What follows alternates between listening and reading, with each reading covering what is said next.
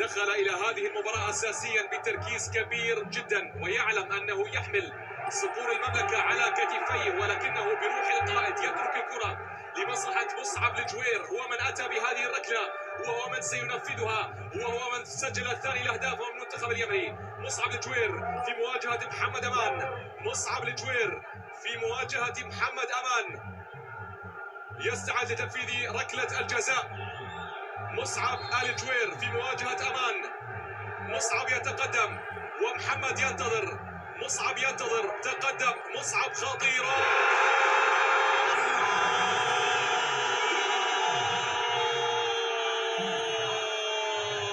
عادوا، فمن سيوقفهم الآن؟ عادوا، فمن سيتصدى لضرباتهم الآن؟ نعم، طال الغياب وطال العودة حتمية لا محال. طال الغياب يا سعودي، طال